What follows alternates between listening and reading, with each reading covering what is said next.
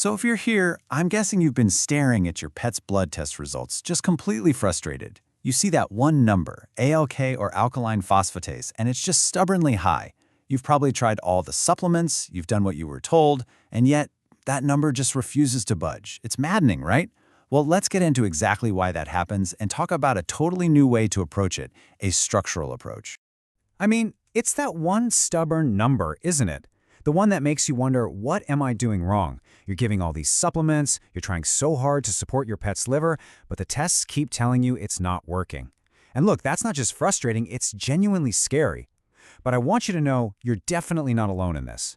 And the reason the usual stuff often doesn't work, well, it's probably not what you think. Okay, so to really crack this nut, we have to dig a little deeper than the usual advice. We need to stop thinking about the liver as just a bag of cells and start seeing it for what it truly is, an amazing, super complex piece of biological architecture filled with all these tiny, intricate pathways. And this right here, this is our map. What you're looking at is called the hepatic lobule. It's the liver's microscopic command center, you could say. Now you see those little green channels woven throughout? Those are the bile ducts. Think of them like the liver's microscopic highway system.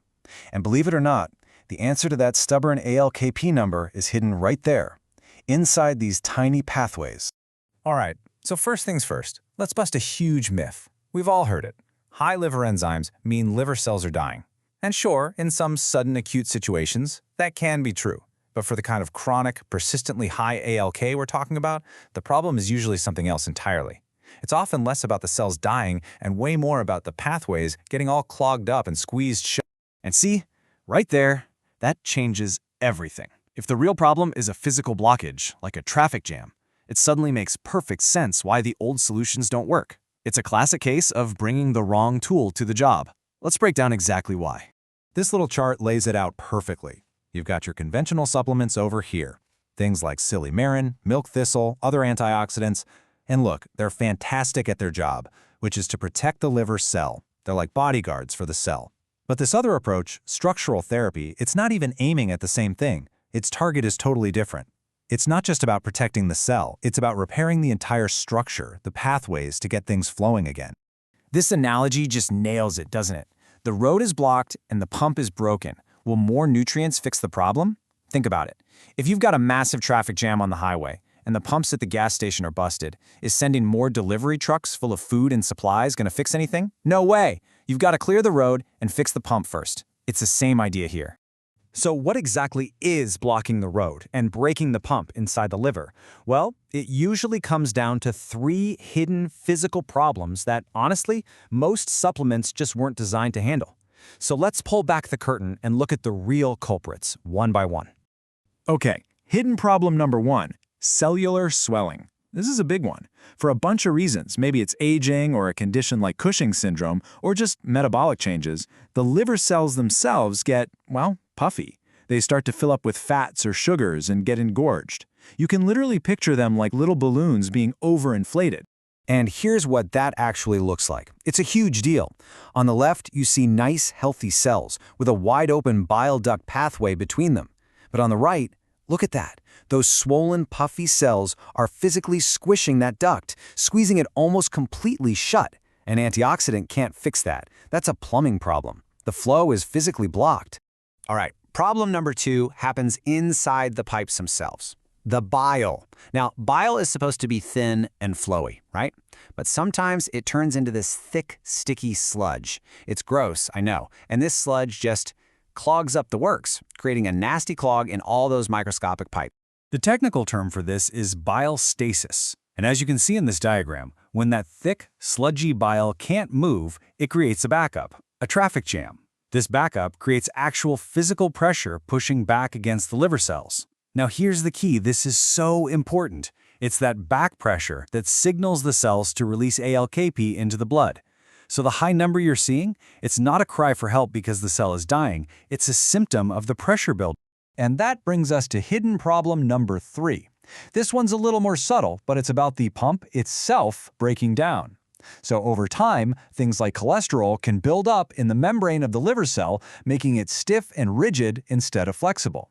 This hardening basically causes the tiny pumps on the cell's surface, the very pumps that are supposed to push bile out, to seize up and stop working. Okay, so let's recap. We've got swollen cells squeezing the ducts, we've got thick sludge clogging the pipes, and we have stiff membranes causing the pumps to fail. Now that we know the real physical problems, we can talk about a solution that's actually designed to fix them. A therapy that is all about unblocking the liver's pathways. This approach is called cell resuscitation and structural improvement therapy. And I want you to really focus on those words, resuscitation and structure. This isn't about just tossing more nutrients at the cells and hoping for the best. Nope. This is a pharmacological therapy designed to literally rebuild the liver's architecture and bring its core functions back on a line. And it works with this really smart three-pronged attack. Each step is specifically designed to tackle one of those hidden problems we just talked about. First, you soften the membranes. Second, you reduce the cell volume. And third, you dissolve that nasty sludge. So let's start with fixing the pump. This therapy uses special phospholipids, which are basically the natural building blocks of the cell membrane, to go in and replace the old, stiff parts. The best way to think about it is like swapping out old, brittle plastic parts in a machine with new, flexible ones. By making that membrane fluid and flexible again, those bile pumps that were all seized up can finally restart, which immediately starts to relieve that internal pressure. Next up, we have to fix that physical squeeze. The therapy gets to work by actively promoting the metabolism of all those excess fats and waste products that made the liver cells swell up in the first place. As the cells start to process that stuff and shrink back down to their normal healthy size, the pressure on those bile ducts is released. The pathway literally opens back up. And finally, what do we do about that sludge? Well, this is pretty cool. The therapy has a powerful surfactant effect, which is a fancy way of saying it works kind of like how soap breaks down grease. This image gives you the idea. It creates this biological water jet cleaning effect that just dissolves the thick sludge and flushes those microscopic pipes clean. So when you put it all together, the pumps are fixed, the pressure is relieved, the pipes are clean. What does that road to recovery actually look like for your pet? Well, the results are really tangible, and they tend to follow a pretty predictable timeline. What we typically see is that within about 2 weeks, other lab numbers related to bile flow start to get better. They stabilize. But then somewhere between 4 and 8 weeks, you see the thing you've been waiting for, a really significant, meaningful drop in that stubborn ALKP number. And honestly, maybe the best part is that as the liver's whole metabolic system gets unclogged, owners almost always tell us they see a real improvement in their pet's energy and just overall zest for life. So look, if there's just one thing you take away from all of this, please let it be this. When it comes to that persistent high ALKP, the issue usually isn't the cell, it's the pathway. The problem isn't the house itself, it's the plumbing and the blocked roads all around it.